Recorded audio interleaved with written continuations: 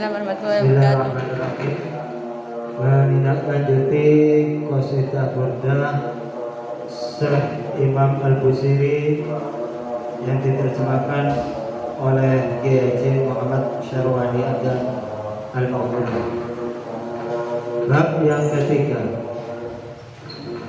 Bismillahirrahmanirrahim. Dalam tuzun nadaman ahyadala Matila mistaka Kudama Wendorong Warami. Jika aku tidak menjalani seperti apa yang biasa dilakukan oleh Nabi SAW di malam hari, seperti sholat hingga karena seringnya sampai kedua telapak kaki beliau menjadi bengkak. Allah Subhanahu wa taala berfirman, "Inna rabbaka ya'lamu annaka yahtaqumu adna min sulusai laili." Sesungguhnya Tuhanku mengetahui bahwasanya kamu berdiri atau sholat kurang dari 2/3 malam, atau 1/2 malam, atau 1/3-nya. Surat Quran Muzammil ayat 20.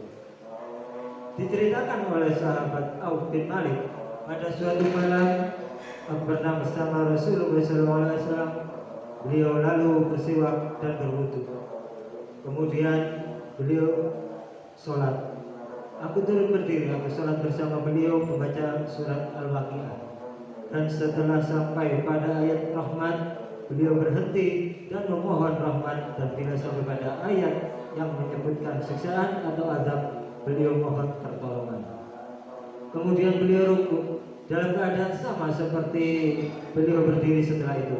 Pada rakaat selanjutnya beliau membaca surat Ali Imran, surat dan surat-surat yang lain. Kata Hudzaifah, Nabi SAW membaca surat Al-Baqarah, Al-Imran, An-Nisa, dan Al-Maidah. Nabi SAW pernah ditanya, "Mengapa engkau memaksakan dirimu beribadah atau sholat tengah malam?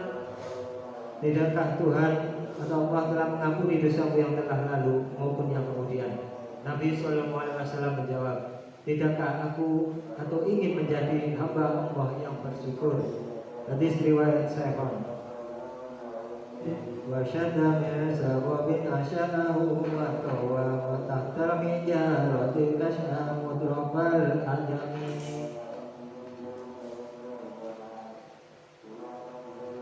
Jika dikarenakan sangat lapar, maka beliau mengikat perut dan pinggangnya serta mengganjalnya dengan batu. Hal itu terjadi pada waktu beliau menggali parit di waktu perang Khandaq. Perang Khandaq diceritakan orang-orang Yahudi sudah 2 kali mencoba menghancurkan kekuatan Islam. Mereka sadar bahwa mereka tidak mempunyai kekuatan yang tangguh untuk melawan Islam. Karena mereka mengadakan suatu kesepakatan, menyusun suatu rencana untuk menghancurkan Islam dengan cara yang luar biasa. Pemuka-pemuka mereka datang ke kota Quraisy atau Mekah untuk meminta bantuan orang-orang Quraisy. Mereka datang ke Mekah menjumpai pemimpin-pemimpin Quraisy yang terkenal amat keras memusuhi Islam. Pada mulanya orang-orang Quraisy masih ragu akan membantu Yahudi. Mereka mengajukan pertanyaan kepada orang-orang Yahudi tersebut, "Wahai golongan Yahudi, kamu adalah orang yang pertama kali sebagai ahli kitab yang mengetahui pula perselisihan kami dengan Muhammad. Oleh sebab itu menurut kalian, apakah agama kami yang lebih baik ataukah agamanya?" Orang-orang Yahudi yang datang itu sungguh pun tahu betapa sesatnya orang-orang Quraisy menyembah berhala itu dan tahu pula kebenaran Islam yang dibawa oleh Nabi Muhammad SAW. Akan tetapi apabila mereka mengatakan yang sebenarnya, maka orang-orang Quraisy tidak akan membantu mereka.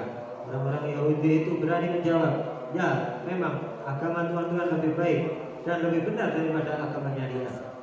Pengakuan pemimpin-pemimpin Yahudi ini adalah merupakan titik hitam yang besar sekali yang menodai sejarah Yahudi untuk selama-lamanya. Pengakuan ini tidak layak dikeluarkan oleh orang yang mempunyai kitab dari langit. Oleh sebab itu, senanglah kaum Quraisy serta bersemangat untuk memenuhi ajakan kaum Yahudi untuk melawan Rasulullah. Setelah itu, orang-orang Yahudi pergi, juga memenuhi kabilah-kabilah Arab lainnya yang sudah pernah mengadakan perlawanan terhadap Islam.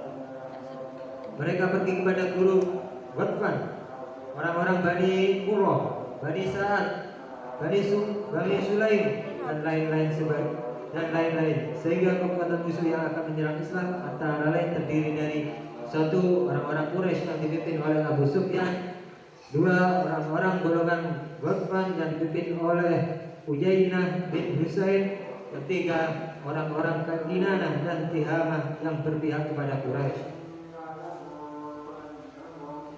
empat, orang-orang Bani Asja yang tinggal antara Mekah dan Madinah; dan lima, orang-orang Yahudi. Jumlah kekuatan mereka ditaksir sekitar tidak kurang dari 11.000, sedang tentara umat Islam hanya berjumlah 3.000 saja. Berita perlawanan yang diatur untuk memukul Islam itu sampai kepada Nabi SAW. Beliau mengetahui bahwa musuh yang akan menyerang kali ini tentu lebih hebat daripada sebelumnya, karena musuh yang akan menyerbu terdiri dari beberapa golongan yang tinggal di utara, timur, dan di selatan kota Madinah.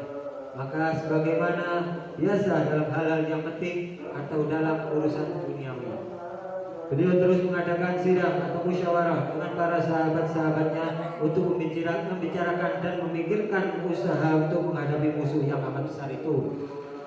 Umat Islam tidak terlalu pusing memikirkan hal itu, karena mereka percaya bahwa Allah selamanya akan menolong orang yang menolong agamanya. Tentu akan ada saja suatu jalan keluar untuk memenuhi kekurangan-kekurangan tersebut. Akhirnya mereka tetap bertahan di dalam negeri saja.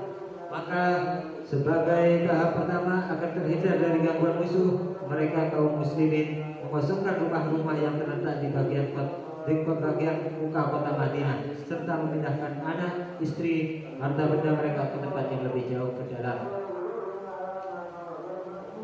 Adapun orang-orang munafikin yang pura-pura itu bekerja, mereka bekerja berlambat-lambat dan bermalas-malasan, dan dengan sembunyi-sembunyi pulang kepada keluarga tanpa berpamitan kepada Rasulullah SAW.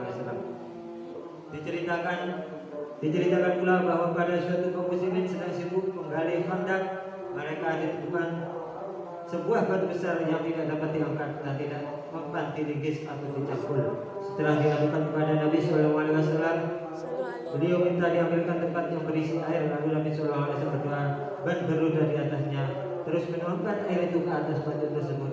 Tidak beberapa lama kemudian batu itu menjadi seperti tumpukan pasir, sehingga dengan mudah dapat diambil. Kemudian di dalam keadaan kacau dan ketakutan itu, musuh melarikan diri pulang kembali ke negaranya. Dengan demikian kaum muslimin bebas dari kepungan tentara musuh dan merampas harta yang ditinggalkan oleh mereka dengan jumlah yang tidak sedikit. Tabarawat jibalu syumin dhahabikan nafsi baroha ayyama syamami. Dari Siti Aisyah diceritakan, telah datang kepadaku Rasulullah SAW, kata beliau, Tuhan pernah memperhatikan suatu tempat di kota Mekah untuk dijadikan emas buatku. Maka jawabku, tidak wahai Tuanku, aku lebih suka bila sehari lapar dan sehari kenyang. Karena pada hari laparku itu aku dapat bertawadzul memohon kepadamu, dan pada hari kenyang itu aku dapat bersyukur memuja kepadamu. Di dalam setengah riwayat diceritakan bahwa malaikat Jibril pernah turun kepada Nabi Muhammad SAW. Katanya, ya Muhammad, Tuhan mengucapkan salam atasmu dan menanyakan, apa kamu suka bila gunung-gunung ini aku jadikan emas untukmu dan akan menyertaimu kemana pun kau berada. Nabi tunduk seketika. Kemudian beliau bersabda, wahai Jibril, dunia ini adalah negeri bagi orang-orang yang tidak mempunyai negeri, dan ini adalah harta orang-orang yang tidak punya harta, yakni sebagai cipin zaman belaka yang sewaktu-waktu akan diambil kembali. Sesungguhnya orang yang mengumpulkan harta adalah orang yang tidak berakal. Akadat sudaru biha daruratu inna darurata lanatu walal anibsomi. Penolakan Nabi terhadap gunung-gunung tersebut, padahal Nabi dalam keadaan darurat atau membutuhkan, adalah menguatkan seluruhnya terhadap dunia. Sesungguhnya keadaan darurat itu tidak melewati atas orang yang maksum, yakni para nabi-nabi.